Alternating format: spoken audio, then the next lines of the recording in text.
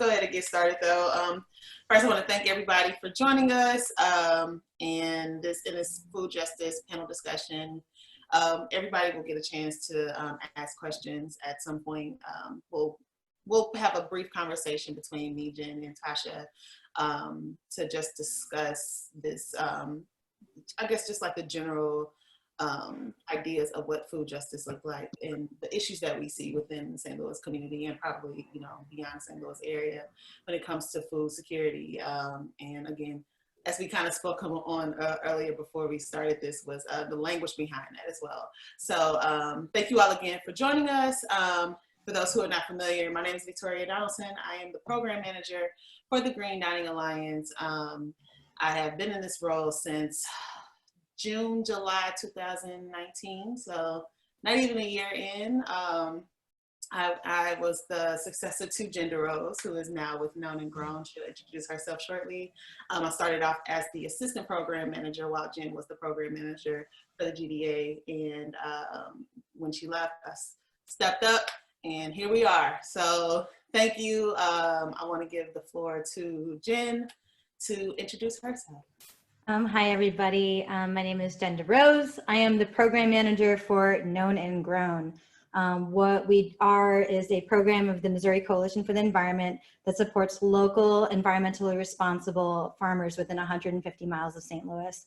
We also educate consumers about why local and environmentally responsible food is important. As Victoria said, I'm the former program manager for the Green Dining Alliance, and I'm a current Green Dining Club member. So ask Victoria about that later. It's a great deal. And I am quite pleased to work alongside Tasha Phoenix, who is a local food justice hero. And I've learned quite a bit from her on this subject. So I'm excited to talk with the two of y'all about this important work. And it's just great to be in a room with you again, Victoria, even if it's not real. All right, so next is Tasha Phoenix. Is she there? Looks like she froze. Tasha, you're up. Oh no. I think her feed have frozen. Oh no. Oh no, Tasha. So let's see. Tasha is the food justice organizer for the Missouri Coalition for the Environment. She does really great work, and she's also a farmer. She does a lot. I was going to say she does a lot, and I really wanted her to introduce herself because she does a lot. She does quite a bit. Those are just a few things. She is the food justice person. There she is. You back, Tosh? I'm back. Hey, listen, my internet is, the trash people are good for knocking my internet cable off the pole. I thought it was one of those situations. Okay. So yeah. Are you ready to introduce yourself? I am. Okay. I live in North City, so I'm Tasha Phoenix. I'm the food justice organizer with Missouri Coalition for the Environment. I've been in this position since 2018, and I work with first and foremost. I work on behalf of the community. I gotta say that.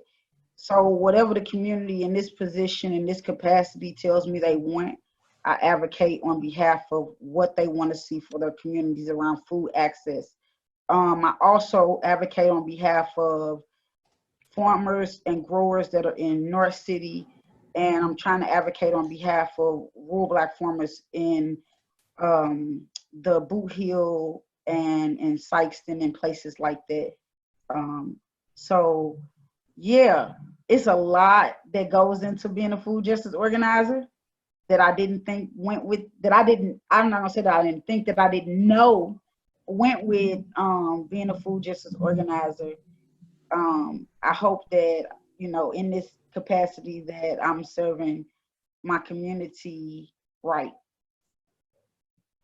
I think you're already doing a fine job. Personally. So with that, I want to jump off with just a general definition of what food justice is, or again about the language that we use to define and I guess appropriate these types of issues into conversation when it comes to access to food and the restrictions that come for certain communities. So with that, if each of you can answer this, how do you define, or what do you see as the defining terms or actions that results in food justice? Tasha, do you want to go first? Do you want me to go I mean, first? this is the field, Tasha. I know there's like a textbook. Right. You're going to get a textbook response from either of us. That was a real definition. So yeah, if you want me to go first, Jen, I'll definitely go first. You know what? You go first. That's funny. So all right. So, and you said to me, so you can Google food justice and Wikipedia bring up something, right? But the basic thing to me for food justice is communities being in control of their food system. And so for me, what does that look like for North City? What does that look like for North County? What does that look like for the Metro East? It is not only communities growing their own food, but communities owning the grocery stores that the food will go into. That's real food justice. Communities being in control of the food, being in control of the distribution, being in control of the value-added products that's made. That is food justice to me. Whether it's a Black community or whether it's a Native or a Brown community, those people who who presently our Brown family is working as modern day slaves, you know, and the Natives was pushed off the land, and the Blacks were the slaves that worked the land to make America what it is today. And so those three communities are the most disinvested communities when it comes to food, and someone else's control what's in the community. So we're not in those three communities, not giving the best foods. We're not giving the greatest grocery stores. If we're giving a grocery store. And so at this point in 2020, food justice to me only looks like communities that have been devalued and disinvested really being in control of their whole food system.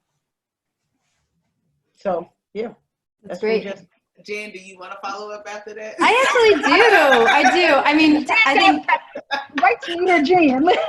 So whatever. Don't put any pressure on me, Tasha. Okay. So I would echo what Tasha had said. Communities being in charge of the food that they consume, I think, is an essential part of food justice. But to me, my one-liner definition is food justice is equitable production and distribution of sustainably raised, healthy, nutritious food. So that means everything, as Tasha was saying, from growing and producing to consuming and eating, and that no one is exploited anywhere along the way, right? Yeah. No one, from migrant workers to, I mean, even like animal abuse and exploitation, to people who work in markets and stores, making sure they're getting paid a living wage, to the communities using land around them in order to nourish themselves. I feel like to preventing CAFOs or concentrated animal feeding operations, feedlots, from contaminating water supplies in rural communities. You know, I mean, when we talk about communities who are impacted negatively by our food system, we often leave out these like rural communities, right? And like they are being negatively impacted. They deserve food justice too. So, so that's all I would add to food justice. I would just echo Tasha because she is the expert. But I would also add. Look, Jen just wrapped it up nice, though. I was like, between the two. For me, the two definitions that y'all gave, you know, it shows the differences and the parallels, or the intersections of those different elements of, you know, again, access to food. What does that look like? What does that mean? Elaine, come to her now. How do you work towards building the bridges that certain communities need to get access to those foods?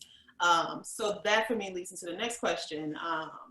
What are, I don't want to say injustices because I don't want to stick to justice, but what are some limitations or restrictions that you all recognize from your work where that is feeding into the food insecurity or food apartheid that is prevalent in St. Louis, especially within the Black community or just any community of color? So what are the things that you all recognize, again, in your particular areas of work? Jen, I'm gonna make Jen, you going first this time. Jen, Victoria, you need to be telling us which one of us we're not fighting. I'll fight you, Tasha. So in the work I do, I feel like I already sort of alluded to this.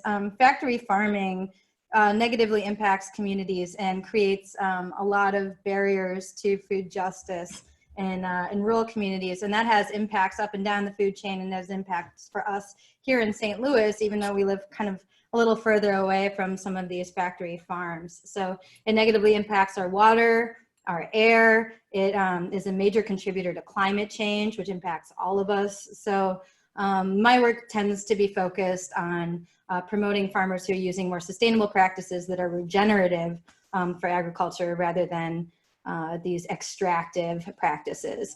And I'll let Tasha talk a little bit more about it. I hope one of us talks a little bit about how a barrier you see here in St. Louis is obviously we have some very food insecure families and households and neighborhoods, and then in those same neighborhoods we have stores that are chains that are serving different areas in different ways. And I will let Tasha talk about that. You just gave me my assignment. No. No, I'm sorry. I just hope that one of us, if you don't want to talk about it, I'll talk about it afterwards. But you know me, like, I love it.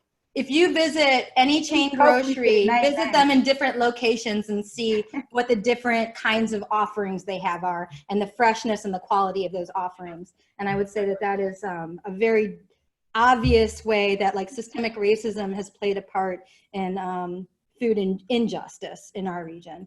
And I'm going to step down and let Tasha come in. Hey, tell whoever's next on. We're gonna go over. We're gonna need a little more time. No, listen. I'm gonna give us a strict time, a hard line time. So have a conversation with everybody that's here. All right. So go ahead. And I still got questions, so keep going. All right. So Jen is absolutely right. As on a very large scale, we see farming as a whole and big ag really coming down and suffocating out the small farmer, right?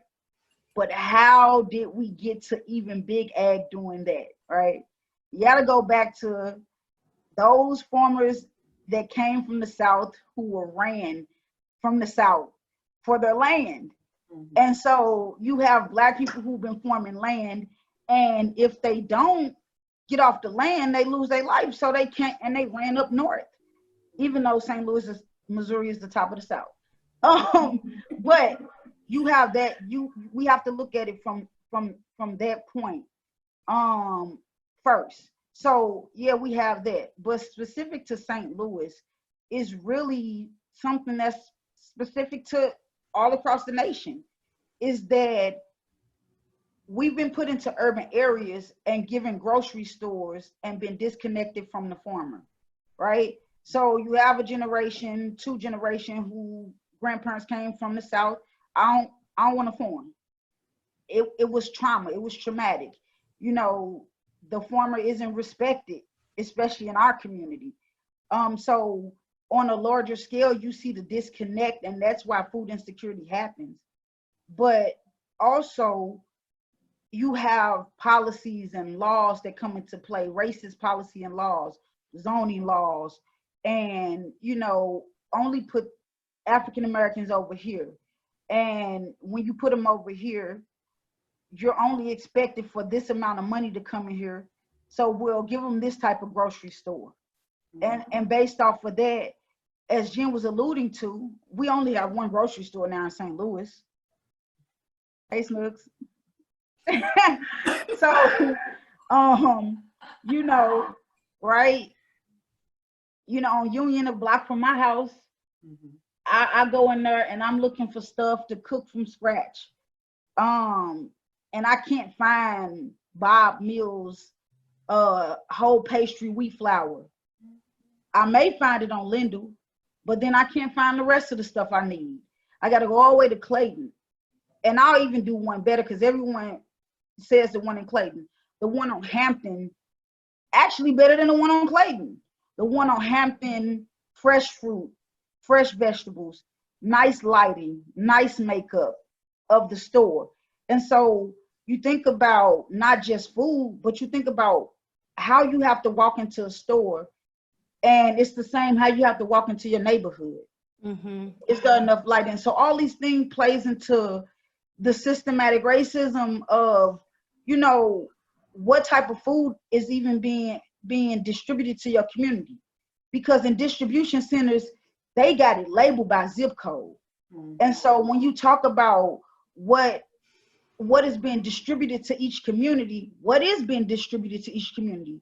What type of food are you distributing to my community that you don't want to mix up the zip codes that you're distributing to this community? It goes way past just what's being stocked in the store by brand.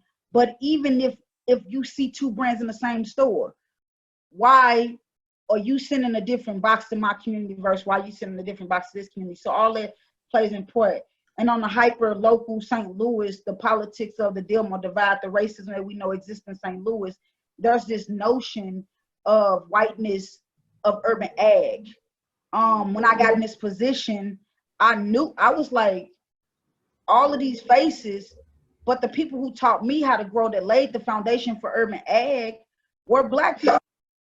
And the thing with that is that when we're moving and when we're trying to get into and make things successful for our community, it's always looked at as if, oh, it's not good enough because it's coming from you, or there's no access to the resources to make successful. So when I got in this position, I got a group of growers and all they needed was access to resources. Hey, Rue is a prime example. He's been doing this for a year. And can we talk a little bit about him for just a second? I was gonna say, he's a great example of all of this stuff I'm talking about. We can go into Hey Rue. Hey Rue's been literally growing food for a year. Hey Rue is an urban farmer in North St. Louis. Sorry for the background. He's a part of Known and Grown. He is our Known and Grown farmer, and I think he just presented on Earth Day, right? Yeah, just right before. Nice. He's great. Yeah. So I'm sorry to interrupt, Tasha. No, you're good. Thank you. Let's talk about Hey Rue. Hey Rue, but it goes into the culture of St. Louis. How the community trust has been broken by those who look like them and those who don't look like them. Mm-hmm. And so I made a call out, and at the time I was honestly looking for rural Black farmers, but someone tagged him from another city. And I said, let's meet, come to this thing that SLU was having. And he showed up, and I saw his sincerity. And so I would send him grant information and he would get on it. And in a year's time, you see, hey, Rue, this is his second year. You see him, and you see him out there. And so that goes into, there are people in the community that's growing and growing for the community. But if they're not given the same access to those resources, they'll never do it. I got a grower that's been growing for a while, and it breaks my heart because she asked the question, do you think women are successful in this city? I said, well, in farming. I said, well, no, not like we could be. I said, but African Americans aren't successful in urban farming in this community. I said, it's done in a deliberate effort. So I have a question, because please. Jen, no, you good. Jen, because you work a lot more with urban farmers and just farmers in general, how do you see your role? Like from the gaze of your role, do you see those injustices in the lack of access to the resources that they need for communities of color or for women farmers or a mix of the two? That's a really good question. I feel like I should probably just say that, I feel like Tasha works as much or more with urban farmers than I do. I do mostly promotional work. That's mostly my role is essentially celebrating and education for the general public about the works of these farmers. But what I've noticed is there are a ton of women farmers, and Known and Grown anyway. So there may not be a lot of farmers out there who are women, but proportionally, the number of farmers who are interested in environmentally sustainable practices, at least in our region, a lot of them are women. I have seen less participation from other minorities and marginalized populations. And I think that's probably a failure on our part to reach people because they exist, they're out there. So that's something that I have noticed. And as far as disproportionate access to resources is concerned, yes, I have noticed that. Okay. Smaller farms in general just have way less access to resources like grants or even knowledge that those things exist. So one of the things that I've been doing, my team, Ray and I and Chris have been doing, is sending out regular information to farmers, alerting them to like, this is a financial opportunity, or this restaurant or grocery store is looking for produce. Do you have produce to sell them? Because I can connect you. So like sort of helping to build that power one farm at a time, especially for those who lack those resources. Okay. Does that answer your question?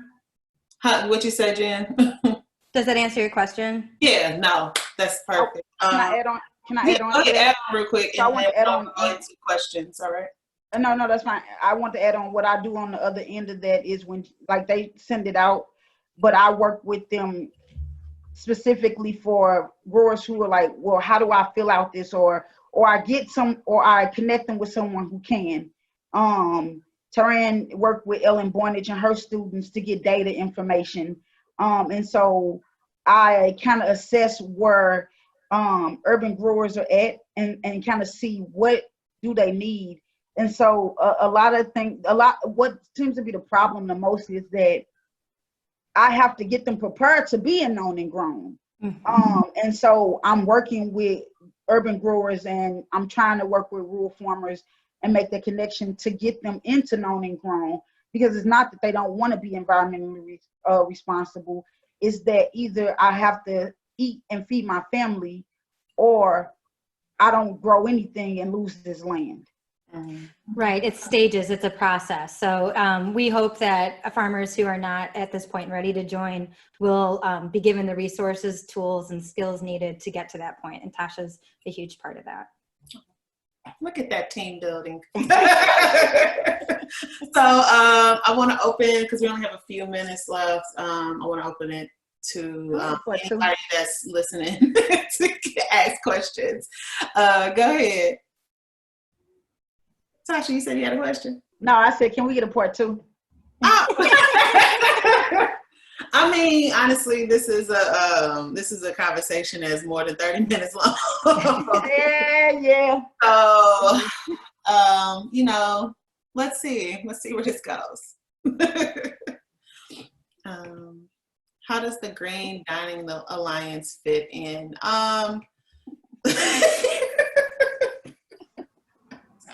Can I please jump on this? I'm just gonna be quiet because I know. So let me take off my sweater here. So the Green Dining Alliance is essential to this. They're an essential part of Known and Grown.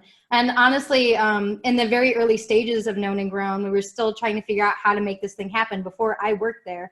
The Green Dining Alliance was brought in to consult with how this thing should be rolled out just in general. So they were instrumental from the very beginning, and they continue to be instrumental because one of the main things, as Victoria can tell you about, that they do is try to encourage restaurants to source more locally.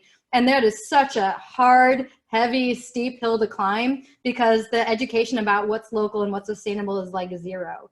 I used to ask restaurant owners like, oh, hey, where are you getting your eggs from? And they're like, well, they're brown. And it's like, well, brown doesn't actually mean anything. What you want is pasture raised eggs. And like, so the education level just wasn't there. And so the Green Dining Alliance is an essential step into building the demand for known and grown products. And I can stop now. I'm sorry to step over you, Victoria. Look, which gives the farmers a platform to go into. Because for some reason, the USDA thinks that, you can give a farmer a loan, but don't give them a market to sell to. Mm-hmm. And they're going to be successful. Yeah. Mm-hmm. So, not just in the relation with the farmers to connect with the Green Dining Alliance members, but also beyond that, when the GDA members connect with customers. My biggest venture from being the program manager has been to educate, giving people the information, not just the restaurant owners, but also consumers. Consumers have the most power in all of this. They sway every judgment that the restaurateurs or the farmers make when they produce their food. So pushing, the narrative of supporting these particular restaurants who have sustainable practices, who are working towards more sustainable practices constantly, whether it is their food sourcing or their water waste or anything of that nature. That's helping, again, sway customers to choose and support more sustainable food options beyond the restaurant, in the store, advocating for their community if they don't have access to fresh foods in their area, and so on. So yeah, that's in my take as my role right now, as the program manager, my take on how the GDA fits into this larger conversation when it comes to food justice. Any other questions? And I mean, if not, it's 2:29. I wanted to give Jen and Tasha a chance to have any final thoughts, quick comments, or anything. Yeah, I got a quick one, and then I'd love it if Tasha could close it out. Yeah. I feel like right now in this moment of this national or this global pandemic, now is an opportunity to disrupt and permanently change the food system to be more equitable. It's time to rebuild the whole food system from the ground up with intentionality, and eliminating some of these inequitable distribution and production of food that you see up and down the food chain. So that's all I would say. Is this is horrible and it's very sad, but it's also an opportunity, and it's an opportunity we have to take. And Tasha? Yes, we need a part 2. That was not. We need a part 2 with Ray. But my last thing is, because we didn't get to talk about language, but Mama Karen Washington called what we live in as a food apartheid. Mm-hmm. And I don't have the working definition in front of me, but really it's a system rooted in anti-Blackness that doesn't allow for people to have fresh, healthy access to food, which includes growing, producing, and distributing your own food. A lot of people don't know why we say that, but that's why. And Dora Washington gave the definition. But we say that because, one, a desert is something that's natural occurring. Walking out and going and getting your food from a gas station, that's not natural. Mm-hmm. Getting your food from a corner store that is not like the old mom and pop is not natural. So that a desert is natural occurring. We are in something that has been systematically put in place. So we live in a food apartheid. We don't live in a food desert. It's funny that y'all even brought that up, because Terry, he mentioned it in his presentation. He mentioned it when he was doing the bed. And I was like, that is perfect. This is food desert. This is apartheid. These are the same, and this is intentional, and this is really what it's about. So thank you all. Actually, I'm sorry. I have one question. Yes. Maddie, do you have any food justice documentaries that you would recommend that we watch? One of my favorites. Wait. Can I plug this in? Stay tuned. Okay. We're gonna do a film series, and we're gonna have some food justice documentaries, and we're gonna be working with. Maybe.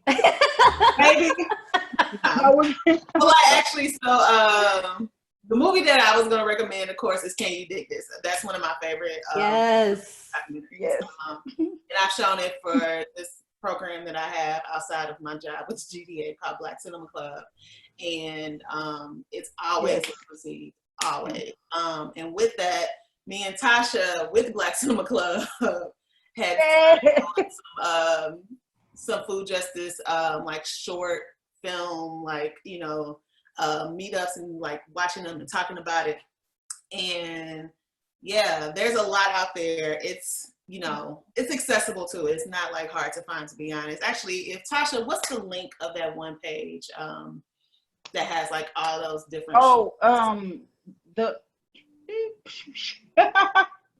I can't think right now, but I can definitely send it to you. It is all I'm coming up with is Good Food Person program, but that is not it. I always give the Different Good thing. Food Person program. But that was so whatever the website was that I was that I mentioned it's the one that we pulled a lot of the short documentaries from.